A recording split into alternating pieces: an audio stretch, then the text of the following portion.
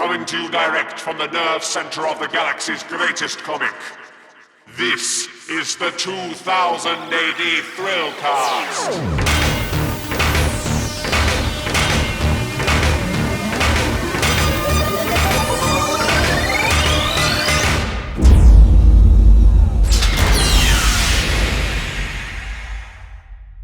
Borag Thung athletes, and welcome to the latest episode of the 2000 AD Thrillcast Lockdown Tapes, broadcasting from a very stormy Oxford on this autumn day. I'm your host, as always, Molchar, and on this episode we're talking The Dark Judges, and specifically Deliverance, which is the series that's currently running in the Judge Dredd magazine. We've got the creative team, David Hine and Nick Percival, on to talk about their version of the Fearsome Foursome.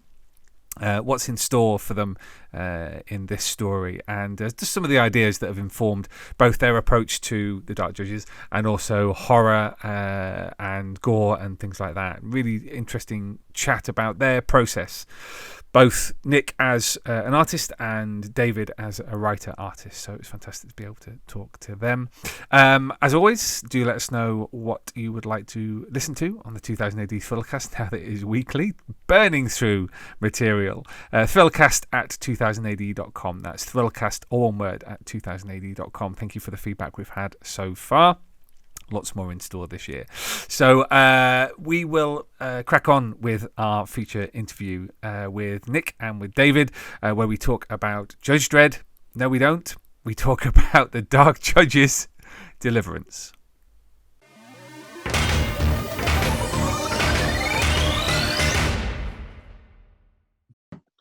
Welcome both to the podcast for the first time, I think. Yeah. Yes, right. Okay. We want to talk about Dark Judges Deliverance, which is the series you've got running at the moment in the Judge Dredd magazine. Do you want to start off, because this isn't your first series working together on the Dark Judges? Do you want to, David? Do you want to explain a little bit about how you came to be working on the Fearsome Foursome? Yeah. Okay. Originally, John Wagner had started writing the story. What was his called? Dominion. I believe was his story, and he basically left it where almost everyone on the planet was dead, and Roscoe was the only survivor. And Matt Smith just contacted me and said, "Do you want to take it over and see what you can do with the concept?" And it was an interesting one because I haven't written for 2000 AD since the mid-90s, so it was pretty cool to be back on and doing the Dark Judges, because they're a lot of fun. So the thing is, though, the Dark Judges are a weird set of characters because it's almost like Superman has got too many superpowers. He's too strong, so you have to get a gimmick to weaken him. And I always feel that's the way with the Dark Judges. You can't kill them, and they're going to keep on killing until the entire human race is gone. So you have to find some way to stop them.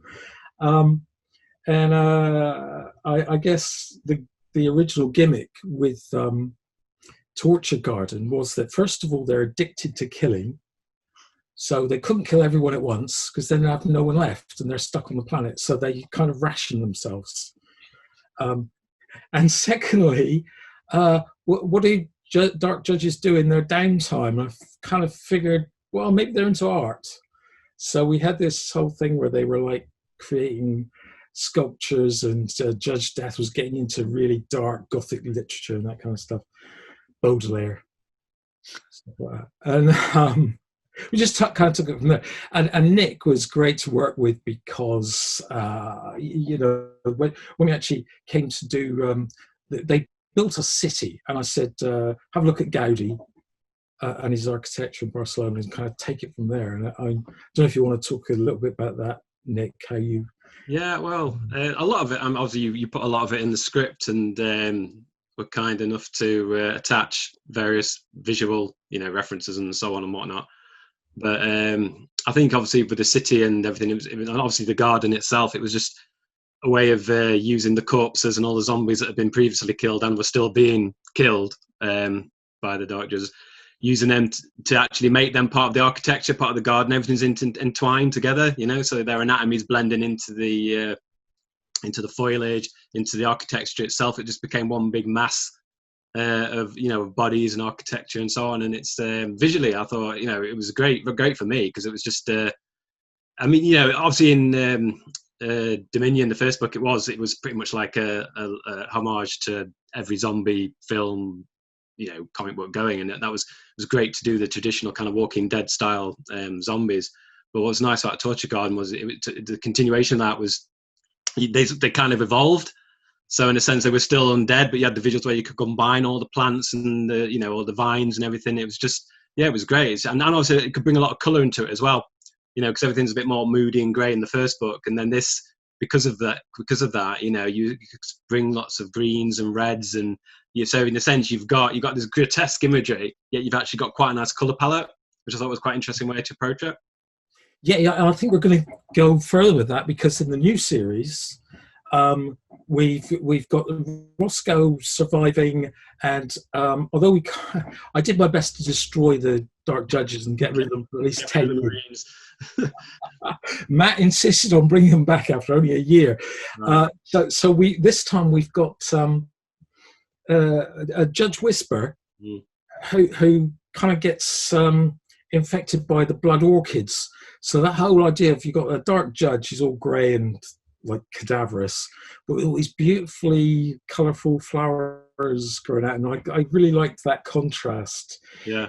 And also I like the way, and again, he's constantly growing and evolving as well. So we've got him. I mean, it's not a spoiler, but there's going to be rain later on, a storm, in the sense which actually nourishes his organs and plants and whatnot. And I'm actually working on part 7 at the moment, but I've actually managed to combine a couple of pages to do a double page spread. So it's going to be a really nice image of him when he's praising the rain, and he's going to grow and evolve and whatnot. So that should be quite cool when I get around to painting it. So I'm looking forward to that. Yeah, we don't want to give out too much about what's going to happen, because there's only 2 episodes so far have come out. But yeah, Judge Whisper goes through changes. He basically, because he had half his brain blown away, he's gone. His mind is not what it was, basically. So it's been a challenge, I guess, that John Wagner and Alan Grant came up against with the Dark Judges. Is that the original mission was so one note, it's so final. And we've seen various that Alan went John for better or for worse turned them into slightly comedic characters. Alan went back in time to explore the origins of the Dark Judges in the Half-Life storyline, and then you've got the other approach that was the Duane Szysierski series for IDW, where he quadrupled, sextupled the number of Dark Judges with various different things. I didn't see that. Is this the challenge of doing something different with characters that basically have one purpose? Yes, I mean that's exactly why I thought, well, let's explore some other aspects of that character, the addiction to killing, and also to explore what might actually go on inside their minds. But I am enjoying Judge Whisper, because he's just not like other Dark Judges. Yeah, no, I love that character. He's not quite sure of his mission at all. But I have said this. So it's like I can imagine us finishing this series and Matt coming back in another 6 months saying, "Okay, let's do another one." And it's this kind of how do you keep on bringing them back and giving a story a satisfactory conclusion? It's not an obvious thing to do, because, as you said, Mike, they have such a single minded purpose. And I have said I would love to just do the final Dark Judges story where they literally exterminate all life throughout the known universe. That and the end, the fucking end. That's it. There are enduringly popular characters. It's not difficult to see that just even on things like social media. We post a picture of Judge Death, and so iconic is that character that it immediately gets a response.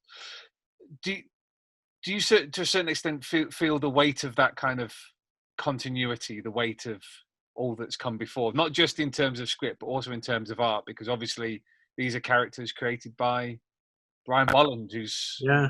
To me, like I've said a few times before, Brian Bolland obviously is the ultimate version of those characters. That can't be bettered. And to be honest, when Judge Death was the first comic book character that actually scared me as a kid. I grew up on the Marvel stuff, and I sort of dipped in and out of 2000 AD. And I remember seeing the original Judge Death story, and it was just so menacing. It's like you really did feel that it was a dangerous kind of character. So that stayed with me. And obviously this is now my third kind of volume dealing with the characters, and each time they've looked a little bit different. But I purposely wanted to do that because his designs are so iconic. I didn't want to do a complete copy. It was more like I wouldn't go there because I couldn't do any better. And I know a few artists have kind of stuck along those, really, really stuck to the visuals, and some have messed around with it a bit. So it was really kind of taking what was iconic to me about those designs and putting my own sort of spin and style on it. It kind of helped with the story as well to some degree, because I think certainly at the beginning of Dominion, they'd been kind of damaged anyway. They were floating through space. They'd been destroyed. So it gave a good starting point to kind of re-outfit them a little bit, redesign them just a little bit in the sense of what they've been through all this time, make them evolve. And again, in the Torture Gardens, that thing where they get in the first episode, I think they get basically almost completely blown apart, and then they end up in the sort of regenerating health sleep type machines that are in the labs. So again, when they emerge from that, it's another excuse in the sense that they can look a little bit different. So that, from an artistic point of view, that's great for me because it keeps me sort of really interested, and it sort of covers my back a bit that I'm not trying to copy Brian Bolland.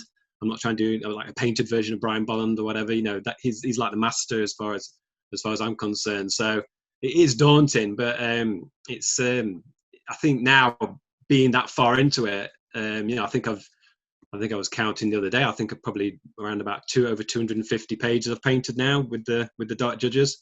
So I really do feel close to them now. I really feel like really, and I've got my favourites and so on, and it's I'm really sort of finding my way with them. So but again, I wouldn't sort of touch the Bolland stuff. It's just amazing.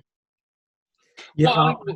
Sorry, I have noted that you've each time we worked together, you've said, "Can we figure out a way of like redesigning the judges again?" Because we will be doing that in this series as well. So I really get the feeling that you got. But there's always there's a story element that justifies it, and again, there is in this version as well. It's not just like we're doing it for the sake of it.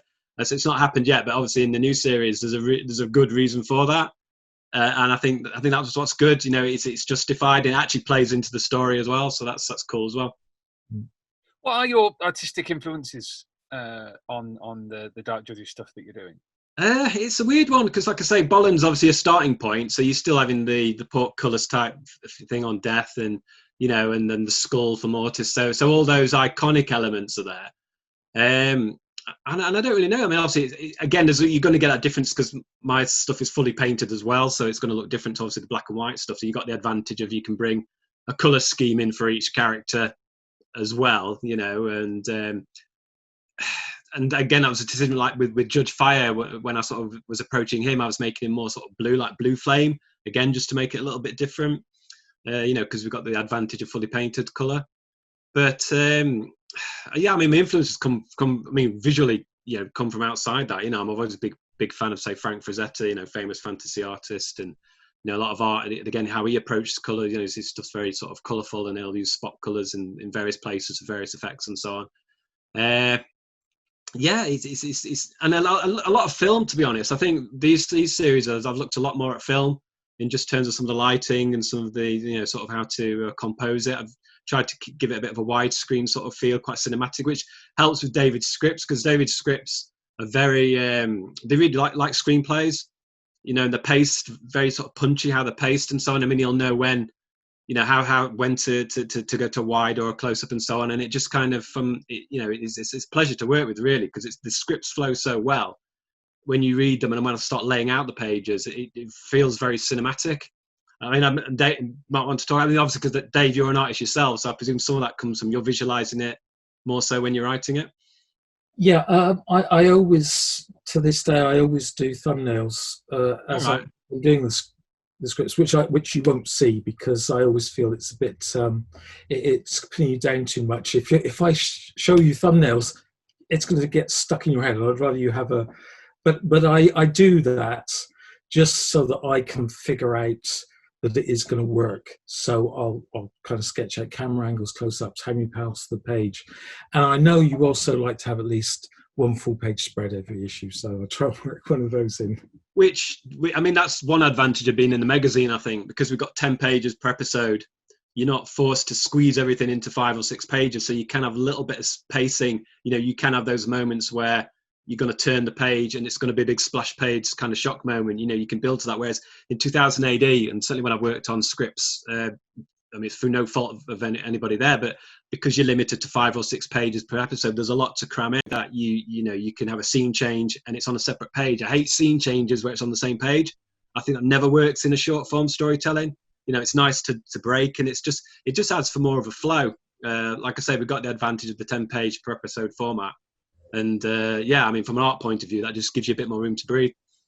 I must say that there certainly is, working as a writer in various different formats, you go through kind of switch modes in your head. If you're doing an American comic book, which is likely to be 20 pages, and even that can seem like cramming too much in sometimes.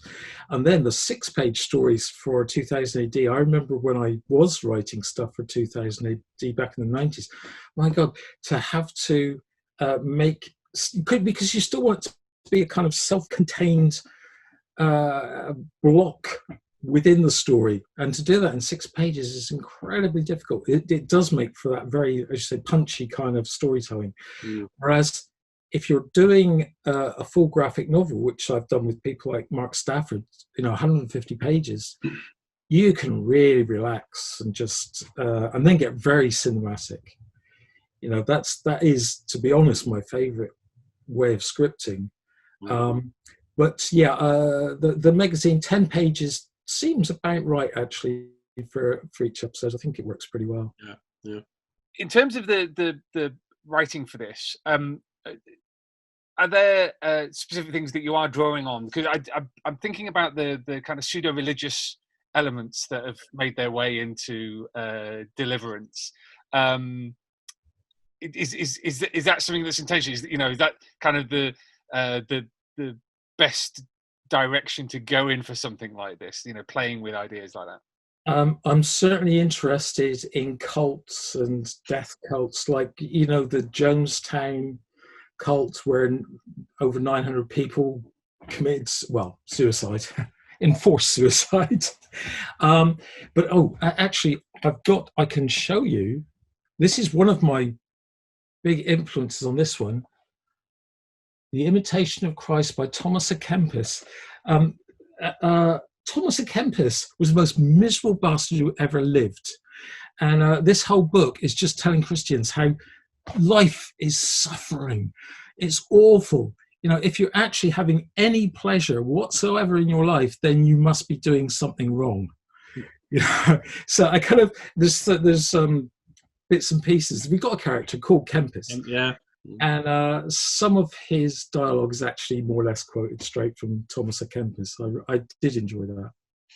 I mean, Kempis was writing at one of the most miserable periods in human history. So,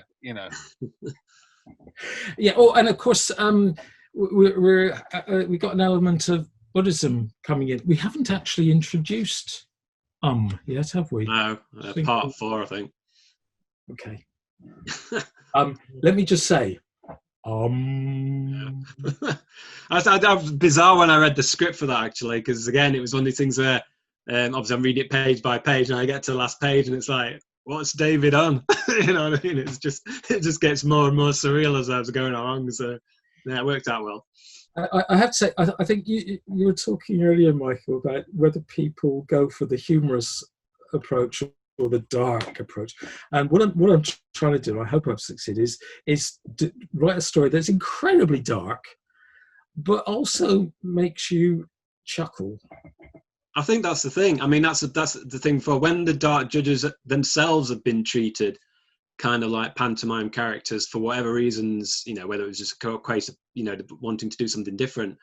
It just takes away that dangerous element. So even there's a lot of humor in Deliverance, but it's never at the expense of like Judge Death. I mean, they're still those characters. They're taken kind of seriously, but you know, and how much they're feared and so on. But it's the kind of characters around them and the absurdity of the situation to some extent. It's almost like a Monty Python type feel to some of it, which is great. But but when they get down to things like the killing and whatever, it's gruesome and it's not comical in that sense. You know, it's kind of like played straight, but it's the kind of characters around them that sort of balance it out. And I think that's the perfect combination, because people are saying, oh, you know, you can't make them funny, and I think, to be honest, there's got to be some humor in there, you know. And like I say, it doesn't have to be from Judge Death walking around wearing a dress and doing that kind of stuff. You know, the humor it comes from the characters around them and the kind of craziness of the situation that they're actually in. But there's still a real threat, and there's real danger, and there's real real stakes, so to speak. Well, we've got Archbishop Firk, who is an alien Mortarian. Who the Mortarians basically, they hate themselves so much they're constantly physically abusing themselves. And Firk went over the top when he was younger and stuck all these spikes through his neck. So the only sound he can make is basically Firk, and various variations on Firk, which I just find hilariously funny. Yeah, well, it works. But yeah, there's a few characters that are pretty. Everything is just full on with this series, I think. We had a podcast episode just recently where we were talking about the Scream Embassy special, and we were talking about we're exploring how comics do horror, and one of the obvious ways that comics can do horror is gore. Yeah. And body horror, and this is definitely one of those series that falls into that category. I just wanted to get your thoughts on A, body horror as a genre, and B, whether is there a process of desensitization when you are producing stuff like this, or is there a kind of weird oversensitization that you're constantly looking for new ways to freak people out? I think from a visual point of view, I mean, it's as far as gore goes, you know, as a genre, so to speak, if you want, you know, I've never been like a massive fan of gore. So in films, I can, you know, I'll take it or leave it. I've much more prefer the sort of more suspense or classic spooky sort of films of creatures, that kind of thing, rather than just a load of gore. But it doesn't actually freak me out. I know some people literally can't watch anything if there's a bit of blood or a bit of gore in it. You know, that it's never bothered me in that sense. So I'm not squeamish. And then from an artistic point of view, you know, obviously I spent 2 years doing Hellraiser covers and things like that. So I mean, that was obviously, you know, all the, you know, the kind of torturous kind of side of gore and so on. And certainly with the Dark Judges, I mean, visually it's interesting to do. Because, you know, you've got the reds and you've got the sort of ways of... You're right, you do need to come up with ways of how to do it. There's so many different ways of killing zombies or depicting that kind of thing. You know, you do become desensitized because, you know, sometimes you do have to catch yourself. I can zoom in on something I'm painting on the screen and it's somebody's innards spilling everywhere and I'm there doing little highlights and specular things. And, you know, you're treating it as a piece of art, probably not really thinking the content of what you're actually producing, which I suppose could be a bit suspect.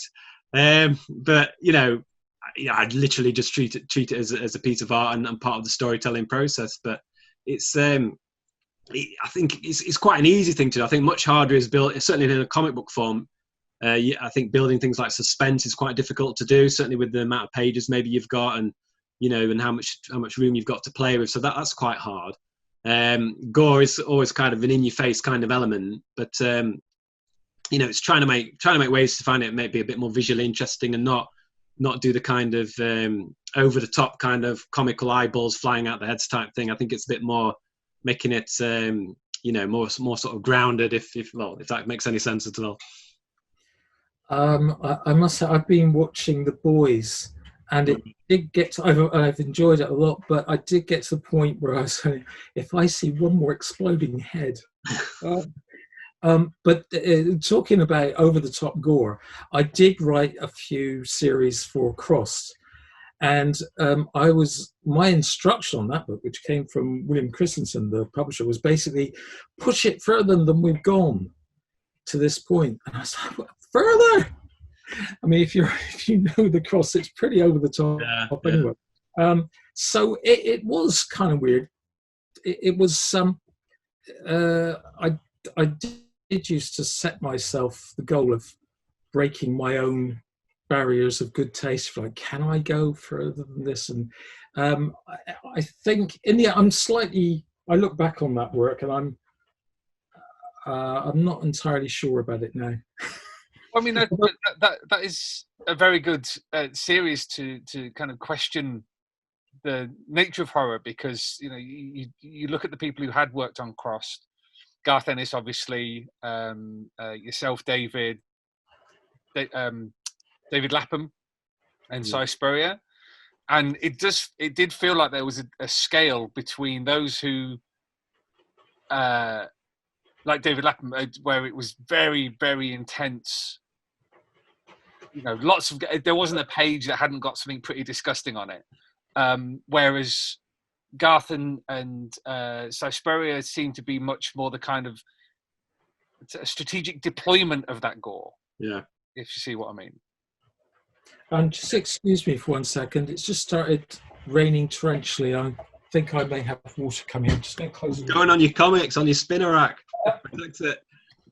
That may well be the storm that passed through Oxford about an hour ago, where it was, we've got some big trees out near the playing fields just there, and they were virtually kind of over to the side with the wind, which is... You're just going to cut back to David and everything's just going to be drenched. It's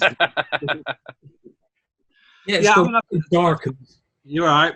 Safe? Yeah, I'm safe now. Go. Miss anything? No. It was just that kind of that scale. Using Cross as an example, but I guess it's a very good scale for any kind of horror, where particularly with gore, you can deploy it very, very surgically, or you can just throw it at the reader, as it were. And where do you feel your Dark Judges work sits on that spectrum? Go on. From my point of view, I know I have to say that your style does lend itself to gore. Yeah. So I certainly felt like it was the way to go. I mean, I think we would have gone that way anyway. But your gore is kind of, it has an aesthetic all of its own. It's got a kind of beauty to it. All those spilled guts do actually kind of look quite appealing if you have a certain. Well, yeah, I mean, like I say, it is a final image at the end of the day. I mean, it is a piece, a piece of art. So you are thinking about, the composition and the color blends and so on. I think, like you were saying about Crossed, or the issues or the ones that were produced maybe by, weren't done by Garth and some, the better talents or whatever. Or when you do see it in some of the various American comic books and so on, it can be done in a very tacky way. It's just there, and especially if there's violence, to women in it and so on. It's a horrible, it's how it's actually treated. I mean, obviously a lot of ours is depicted on undead characters for a start. So, but from the art point of view in the Dark Judges stuff, I mean, I mean, I just think of it really as from a composition point of view and how it just looks as a page and how it works. And it's not just kind of slapped in there, for the sake of it. It really is sort of like part of the storyline, and and it really does sort of, it really does come together as a whole, at the end of the day. Hear this? The torrential rain landing on my... Yeah. It's looking, quite quite dodgy out there. Yeah, it's raining. It's the end of the world. I knew it was coming. I mean, you're not wrong. Just not in a position, not necessarily in this exact moment. One thing I did want to ask about was is escalation, and the whether, and I kind of touched on this already, but whether there's a diminishing return with horror that you have to keep on upping the ante the longer on you go, and I wondered what the challenges were for both of you in kind of overcoming that challenge, and whether you feel that there still needs to be some place to go that you don't go in a series like this. Well, yes. I keep the brakes on to a certain extent, but I think as far as escalation goes, it's more to do with the characterization. If you're identifying with the characters, if you can make them sympathetic in some way, then that's what will make the tension, the drama escalate, is if you care about the characters. It's not the degree of pain that they suffer or whatever. It's how much you actually care about the characters. So I think that's really the challenge, is to keep making sympathetic characters who aren't necessarily great people. You know, they can be. I think I even kind of feel a kind of sympathy for Judge Death. Judge Death more than the others. I have to admit, one of my failings is I haven't really been able to get into the separate personalities maybe of some of the other dark judges. Yeah. Where because we created him, and Judge Death because he's the core character. But the others, I guess I'm still seeing them a little bit as ciphers. So I would. Yeah, it would be nice to, like I say, if we do another one, it would be maybe nice to think about that, because I mean, Judge Death, again, you know, I think it's these past two books I've done with you. I mean, it really has got into his personality much more, and the motivations and so on, which is, you know, I find really interesting. And the other characters, you do feel like they are, you know, they're his gang, they're supporting cast and so on. It would be, I mean, it's a lot to throw around as well, because obviously we've got the human characters like Roscoe, you know, the lead female. I mean, that's just the third book with her now, and I think she's really developed as a character. And it's nice that we can keep referring to things that have happened previously as well. You know, I think she's a great character. I love you know, working on her. And obviously you've introduced, or will be introducing, a whole new bunch of characters in part 3. I think we see a new bunch of people who are going to be there. Wild kids. Yeah, exactly. So I mean, and again, they've got their, you know, their own sort of distinct little personalities as well. So we are juggling quite a big cast, really. At the end of the day, I always equate it to like doing a team book. You know, when people always said, "Oh, yeah, it was easy to work on things like Spider-Man because it was like a singular character," and then, "Oh, it's really hard to work on the X-Men, whatever," because it's a lot more work. I mean, it's a lot more work for the writer because you're juggling these characters. It's a lot more work for the artist because you've got multiple characters in panels, which is, you know, he's trying to make it interesting. It's quite a lot of work, but I really feel like working on one massive team book. And as far as the, you know, Judge Fire, Mortis, and what's the other one? Fear. Yeah, it would be quite nice to maybe, you know, look at that possibly as a sort of, you know, a follow on or to some extent. But I mean, visually they're all great because they all work together. But like I said, I've not read everything that's been done with the Dark Judges, so I don't know how much attention has been paid to those characters in the past anyway. Yeah, I haven't read everything either. I dug out a whole bunch of stuff when I started doing this, so certainly most of the earlier stuff I've read. But I can't remember seeing a lot of in-depth stuff for... I mean, I know there's been bits and bobs, but something, like I said, with Death, I feel like we really have got into his head, and it's great, you know, because you see some of his motivations challenged as well. Certainly in the Torture Garden, you know, it was, you know, it gave him. I mean, at the end of the day, he was still going to go and kill everybody. That was never going to change. But it was quite nice that he actually sort of thought about, oh, hang on a minute, why am I doing this? Oh yeah, it's because of this, but I still want to kill everybody. Yeah. So it was just quite nice to sort of see him pause a little bit and you know, have a little think. Actually, it is interesting. With, as you know, with this story, I was kind of toying with giving it a happy ending. I don't know how it ends yet, so... No, I won't tell you how it ends, but I Remember, I was saying, I really want to have a really kind of hippie-ish kind of feel, and Matt was like, yeah, okay, but everybody dies, right? Of course. It's like everybody must die. So there is that kind of the ultimate end has to be that. He's absolutely right. I mean, you can't have them all dancing off into the sunset, unfortunately. Has there been a female dark judge at all? Has that ever been done? A female dark judge? I know there's the sisters, of course. Yeah, well, yeah, I know the sisters, but I mean an actual dark judge. I don't think so. I don't think so. Aside from what. Like a female host body, so they've actually had a female kind of dark judge. Oh well, yeah. Death took over an old lady's body. Oh, yeah, I know that was in the heyday of the. Yeah. But you know what I mean, a real kind of proper own sort of character or anything, or. None is immediately springing to mind. Well, there you go. I'm sure we'll be corrected in the comments. So we can do a marriage. Our next one can be Judge Death and a Bride or something. Yeah, the Bride of Death. Yeah, there you go. Yeah, that's got possibilities. One thing I did want to ask about was, and this is something that the character has struggled with before, is Death is an extrapolation of Dredd. He is, a perverted twisting of Dredd as a character. And Dredd and then Anderson have always acted as counterpoints to Death. Is it difficult to remove that counterpoint and still have Judge Death make sense as a character? You mean to write stories where the actual Judge Dredd hasn't appeared at all in any of these? No, I wouldn't have looked forward to doing this with Judge Dredd. It's a little bit like writing Batman.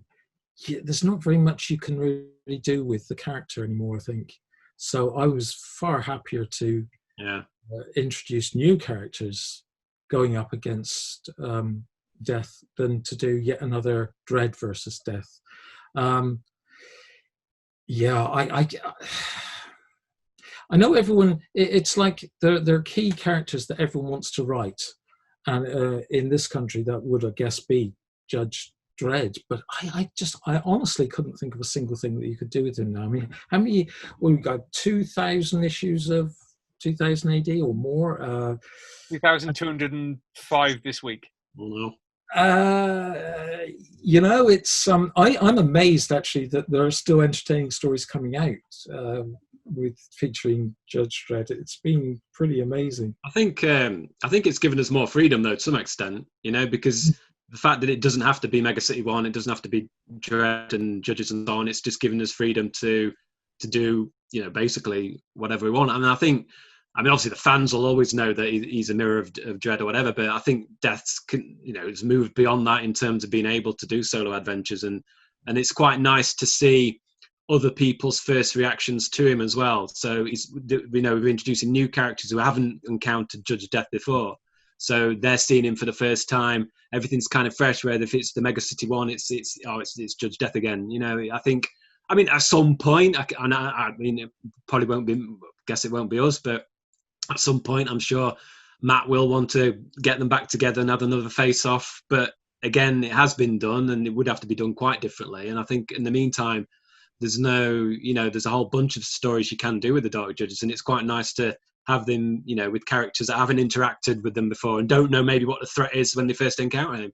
Well, I like the fact that Death's nemesis in these stories is Roscoe, who is a very ordinary person. She has no great skills, or certainly not combat skills, and it's just her. She just doesn't give up. I mean, I think that's what we've established as the core of Roscoe, is she does not give up. She's a survivor, and she will keep on going. And I find that more interesting than a character like Judge Dredd, who is just like full on in your face. So yeah, that I'm happy to carry on with Roscoe as the main. Yeah, me too. Yeah.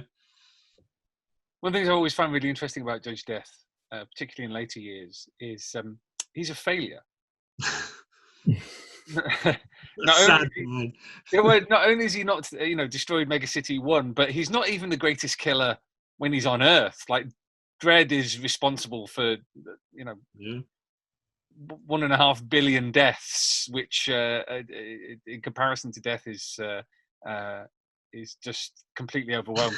His total. With the character lines, it feels to a certain extent like, certainly since Dark Justice and Dominion and Torture Garden and now Deliverance, that simplicity, that basic essence of Death is something that you've had to not necessarily move beyond, but develop much more. So he makes more sense, if you see what I mean. Yes. I suppose it's the idea of a character who sees all life as sinful. I mean, originally as law breaking, but law and sin has become kind of synonymous. I mean, that's why I bring in the religious elements. And I think there is probably something in human nature that finds, death has got this attraction. I mean, all civilizations have their apocalyptic legends. There's almost wishful thinking. Let's have the final Armageddon. You see it now. There are all kinds of cults and conspiracy theorists who seem to want this final conflict. So yeah, it's that kind of Thanatopian thing and you see it in Marvel movies. Everybody wants that final apocalypse where everyone gets wiped out. So yeah, I suppose that's the attraction of Judge Death. If you really get down to it, death and annihilation does have a weird appeal. I want to turn on to happier subjects now, specifically about how you produce your work, Nick, because I mean, you were working for 2000 AD back in the 90s. Yeah. Where you were doing, you were part of that kind of learning to paint brigade. I think that's the word you're looking for. I didn't want to say. Like, I'm guided by the way that people describe themselves. But I've spoken to people like Carl Critchlow, Dermot Power, people specifically bought in, and I'd love to speak to Dean Ormston at one point in the future, where it was. Let's describe what it was. It was the post Bisley age at 2000. Yeah, I mean, we're all. I think obviously Bisley had such an impact on the Slane. The colour work when it came out, and it's weird why we all went that way to some extent, because you would have thought, why even attempt painted comics? Because surely black and white stuff is easier. It's not. It's like, when did we suddenly just think we could paint? It was one of these things where, I mean, obviously everyone loved it, but to me, it's still bizarre why I even, because as a kid, obviously I was doing black and white stuff. I've sent stuff to 2000 AD when I was 17. I've got the rejection letters still to prove it, and that was black and white line art, and obviously wasn't good enough. But then when the Slane stuff came out, suddenly we all thought, oh, we'll try painting then, which is stupid really, because it's a massively complex process, to just paint, especially when you're looking at the caliber of that work. But that's the way that a lot of us went, and obviously, you could look at his work and you could see some of the techniques of how he actually painted a page, and obviously we were using similar ways of doing it. So we were doing the same techniques, obviously just nowhere near as good. But I don't know. I mean, I'm grateful to get the work, when I did for the magazine in 2000 in the 90s, but I think the thing is, and like a lot of us then, you were making all your mistakes in public. You were just learning as you were going along, and you got better and better, like you're forced to do, and you get deadlines and you have to produce a lot of work. You just, I guess it does separate maybe some people who can handle it or not, and you do get better. But yeah, it was a weird time. It was a weird time for a lot. Everybody's changed since then. All the people that you mentioned, and everyone's evolved and changed style since then. It's like a learning ground, but some better than others and whatever. But unfortunately, we just kind of had to make those kind of mistakes in public. And obviously, from my point of view, slowly moved more into digital art, but again, still making it painterly, you know, still using all the techniques you do when you normally paint, but just using digital tools to do that. So yeah, that was a weird time, but I mean, now it's just now it seems to have gone back pretty much to the other way. To be honest, not a lot of people do painted comics now. You know, it seems to have flipped and gone back more to line art with computer coloring or whatever. I mean, I think the Dark Justice stuff lends itself very well to painted stuff because it is all about atmosphere and texture and mood, and you know, which is something that, you know, painted stuff lends itself really, really well to, and you can be very cinematic then with your lighting effects and so on. So as an artistic choice for these volumes, I think it's the perfect route to go. But yeah, it's certainly a strange time. Could explain a little bit about how you form a page, because you know, if you're working traditionally, then there's obviously the penciling stage, the inking stage, colouring stage. I mean, it's very similar. I mean, I still draw. I mean, I mean, I've only got a crappy sort of Wacom pad that I do the colouring with. I know a lot of people have got the Syntex and they do all the drawing, you know, that do the drawings as well digitally. I still draw traditionally on like large. I draw big, so you got big sort of A2, A1 size sheets of card basically, and I will draw with pencil the whole page out. So you've got a traditional penciled, albeit very rough, but penciled comic page. You know, they exist. So I've got hundreds of pages of Dark Judges and Dread and whatnot, you know, of original pencils. Then I'll scan it in. But and then obviously all the digital process takes over. Then it becomes like a painting process, but digitally. And I tend to separate each panel separately. So I'll take each panel I'm working on, and treat that as a kind of individual painting. But the techniques there are literally the same as I would have done when I was painting. So it's like a dark undercoat over the painting, sort of building the colours up and the tones, and think about the light sources and so on. But just using Photoshop and Painter tools to do that. And then obviously, once all the panels are done, I'll put them back on the page, you know, over the original pencils, so it looks again like a comic page. And then I can take a look how the whole page looks as a whole. Because when you're working on these panels individually, sometimes you put them together on the whole page, and some of it, like the color tones, don't sort of, you know, match and so on. So then I'll take the page as a whole and give it kind of like a once over and polish to make sure everything kind of matches nicely, and you know, everything sort of fits together. And you know, that's the finished page. So the techniques are the same as when I was painting traditionally, and I still do traditional paintings. I'll do private commissions, you know, for people, which will be acrylics on canvas and that kind of stuff. So I still do that. But for the day-to-day sort of comic art, you know, it is all digital, and there's various reasons for that. You know, speed, it's easy to alter things, and you know, that kind of stuff. But yeah, I'm probably one of the rare ones that still do draw traditionally for digital art. Because I know a lot of people don't even do that. You know, they'll just draw it digitally and then go straight into colouring. But I still don't like the process of drawing with a pen or whatever. I still prefer to get a pencil and actually draw it traditionally. So, which is good because I still got, like I said, I've got shitloads of pencils I can sell. People buy penciled art still, you know. So, but yeah, that's pretty much the process. And David, as somebody who's been a writer and an artist, I mean, earlier on you mentioned about doing your own thumbnails, but not necessarily not passing them on to Nick. Do you think that gives you, and this is something I think I've talked about with Dave Gibbons, do you think that gives you a particular insight as a writer, that you've got half a mind as to how it will still look on the page? I mean, it's something that all writers have to do, but you know, you've got actual experience of putting that physically on a page. Yes, I hope that every script I write is doable, because you know, I don't see how you can. I mean, there are plenty of writers who have never worked as artists, but I'm sure they must be visualizing the pages in their heads at the very least, because otherwise, why are you even doing comics? It's incredibly important to be able to visualize and kind of, and it's things like knowing when you need a close up, when you need a mid shot, when you need a long shot.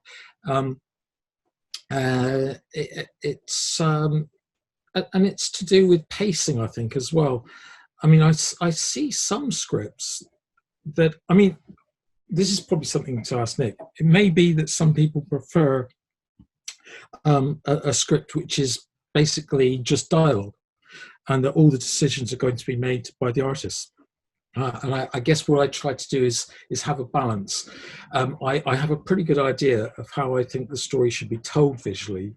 I think my technique is to kind of trick the artist into thinking they've made a decision which I've actually planted in the script. It works because, like I say, your scripts, when I'm reading it, I'm visualizing, and like you say, you'll give a short visual description and then the dialogue that goes with each panel. And when I'm reading it and I'm visualizing the descriptive part, it's pretty much like, oh yeah, that's exactly pretty much how I would do it. It's certainly, it's in terms of some of the angles, and I think again, probably because you are an artist, it's the pacing that I've noticed most differently in your kind of script. It's paced really well. You'll have, there'll be a big action panel, but then it'll cut to someone's close-up reaction. There's just that nice flows you would have in a film and so on. Whereas some scripts, it might be everything's just a big moment and there's too much going on, or it's like I say, or you get a scene break where maybe it's not the best place to put it, or do you know what I mean? Or even a cause and effect, which is the worst thing when you've got in one panel multiple events happening. I mean, a classic case could be like, Dredd jumps through a window and does this and does this and does this all in one panel. And as an artist, you're thinking, well, that's 3 panels to make that work, So I think when I go through your scripts, I mean, it's one of the most joyous things because I can just read it and it's paced so well. It's literally, there's still a lot of work to do in terms of putting it down on the page, but a lot of it is taken care of in the sense that I can just get the flow. And I'm thinking, oh, that's a big panel. I hope the next 2 aren't going to be loads, but it won't be. It'll be, oh no, it's just a close up on this panel here, or it's just a reaction shot. So it's balanced really, really well. And, and that's it's a perfect way for me to work anyway, so I can't fault it. Yeah, well, that's good to hear, because that's certainly my intention. I have to, back in the day, I did, and I'm not going to name any names, but when I was working as an artist, I did occasionally work on scripts. And I do remember once going to the editor, in fact, because I had a script that was just not doable. And although, as you said, there were multiple actions taking place in a single panel, and what was the writer told me, okay, this is a 5-panel page, and I went back to the editor and said, this is a 30-panel page. Can't be done. So some very strict editing had to be done on that. Yeah. Similarly, there are things like the amount of dialogue you can put on a page, and I think people read more visually than they used to. When I was a kid, you would expect to have maybe 200 or 250 words to a page, because otherwise you weren't getting your money's worth. Now, I always set myself an upper limit of 150 words to a page, and most pages will have probably between 75 and 100 words of dialogue or captions. But there's also a lot of silent panels as well, which I think is brave. In 10 pages, like some writers might be, oh yeah, but I've got to do some dialogue, I've got to do some writing here. But you'll have panels where it's literally, there'll be a page where there might be one panel, obviously with some dialogue, and then you'll give me 3 panels to just do pure storytelling, and there's no dialogue, but it creates mood and it creates, not that from an artist, that's amazing, that can be slightly problematic. There have been times where I've written scenes for artists that may be like 5, 6, 7 pages, all silent panels, and people go, so what did you do then? It's still writing. Kind of frustrating, because actually silent panels can actually take longer to script, because you have to get that is the one time where I sometimes when I'm writing a script, I very occasionally I will send layouts, simply because it would take so long to describe what's going to be in each silent panel. It's go, oh, sod it, here. And it may be just stick figures, but it can be easier to just send thumbnails occasionally. You mentioned your thumbnails. So how different is the final art? I mean, is there any, in terms of what when you're doing your thumbnails, do you look at the pages and think, oh, well, that's completely different, or some elements are similar? Or... It's usually pretty close, right. Actually. And when you do, because you have occasionally, for instance, added an extra panel or combined panel. Yeah. And when that does happen, it's always for an improvement. And that's one of the reasons why I try not to be too pedantic with the scripts, because artists do come up with better ideas, and I would never want an artist to feel that they're constricted to, £5 per page. It must be £5. No, it can be. like a lot of people said before, that the artist probably actually spends more time with the script than the writer, than anybody at the end of the day. It's because it takes longer to paint an episode than to write, to some extent. So you keep going, you're poring over every kind of panel, and in a sense, we probably spend the longest with that in front of us than anyone. Yeah, one of the things, one of the problems writing a script is occasionally I've had art come in where something is wrong or something is left out, and I've gone back to my script like, damn it, I didn't make that specific enough. So you have to be very careful that all the important elements are in the story, are in the script. Yeah. Which means sometimes it does feel a little bit pedantic. If I'm talking about whatever items have to be in a background or a particular angle, but I know that that's going to be significant later on. I mean, you tend to put in bold, when there's something that is going to be important. It's like, I get bold as like this. I think this is going to pay off later on. Got to pay attention to this particular thing. Yeah. And the reason I do that is because I have made those mistakes in the past, and it can be, well, it's not so bad with this because I at least see the finished artwork before it goes. I don't think there's been anything that's needed changing, actually. Hopefully it gives you a chance to, you can obviously, if I've maybe done something slightly different over it, you just get a chance to change a few words here and there, it just makes us look better at the end of the day, I think. Oh, sure. I always like to rewrite dialogue, because you realise that if something is there in the panel visually, you don't need to spell it out. But when I was working at Marvel in particular, sometimes I wouldn't see artwork at all until it was off to the printer. And you would sometimes see disastrous errors. Right. And of course, it was always too late at that point to do anything about it. I don't think all writers do that at 2000 AD. I mean, I don't know if Michael know this, but I know John Wagner does, and I know you do. But whether they even get the chance to always see the artwork before it goes to print, because I know some people, it's literally the first time they see it is in the comics, so they've not had a chance to go back when they've seen the finished pages and think, oh, right, I can tweak this, I can tweak that to make. I mean, it's a good way of doing it if the time allows, because obviously it just makes us look better at the end of the day, because it's much more synergy then. But I don't know if Mike knows on the schedules whether all writers have a chance to do that. I honestly don't know, to be honest with you. I'm not involved in that side of the editorial, but I know some writers. I guess it depends on timescales. If an artist is right up against, if an artist is really late, there's no way the writer's going to get the chance to see it. But it's one of those interesting interplays in the process of making comics when it is a commercial enterprise, Yes, that's true. I was once told by an editor at Marvel, "You're just part of a production line." So I was put in my place. That wasn't what I was implying, by the way. I wasn't putting anybody in their place. Absolutely right.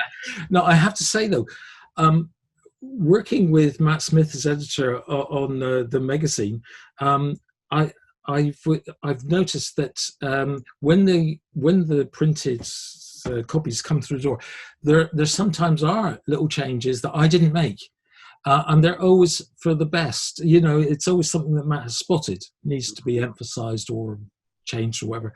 I think he's really on the ball more than most editors I've worked with. He clearly knows and understands every single character.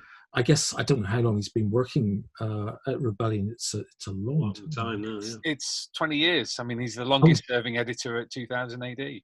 Yeah.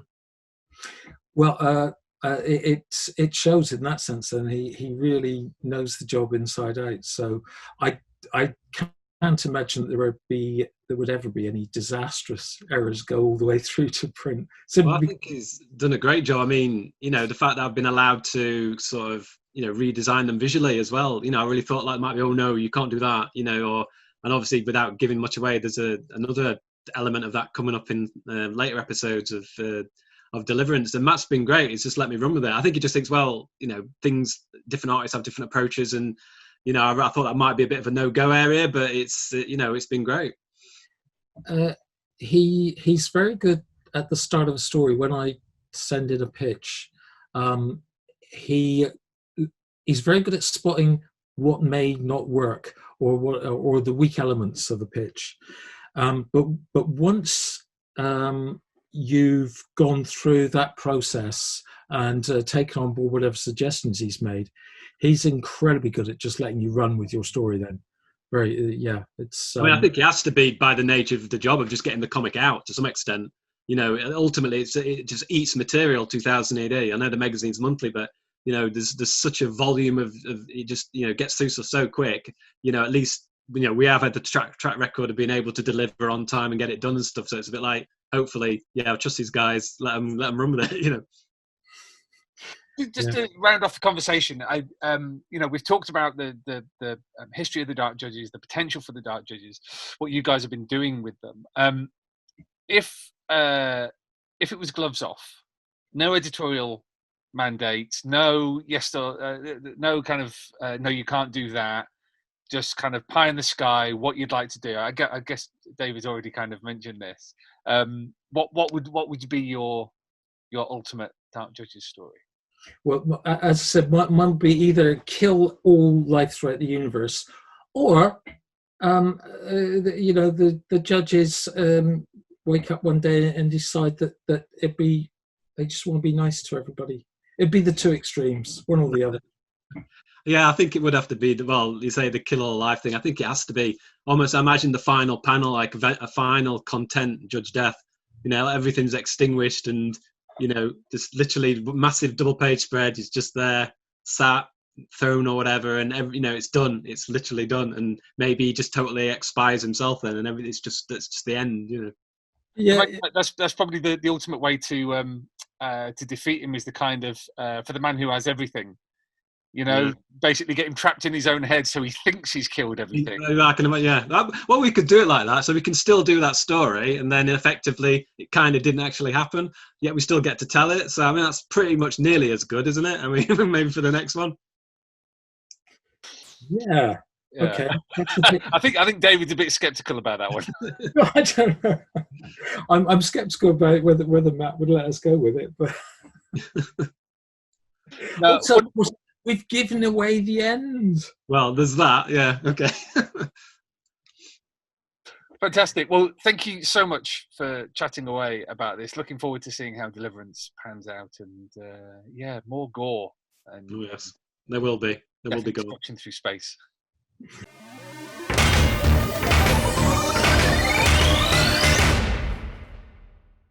Well, thank you so much to David and to Nick for talking about the Dark Judges. The Dark Judges Deliverance, not Judge Dredd. I wasn't going to re-record the entire intro just because of that. Anyway, we're going to be back in a week's time. Make sure that you check out the schedule for Thought Bubble, which is one of our favourite conventions, and it's something that's moved online for obvious reasons. We've not only got plenty of our creators lined up for various panels, but also we've got the 2000 AD talent searches, doing things a little bit differently this time. The art competition and the script competition, people have sent their entries in. We've put together some shortlists, and we're going to have judges going through those and choosing who gets to work at 2000 AD. Incredible prizes, best prizes in comics. So yeah, make sure you check out the schedule for that. Middle of November, for yeah, one of the best comic shows now online and free. So we'll see you in a week's time. Take care, look after yourselves, wrap up warm, and until next time, Earthlets, Splendid Verthrig.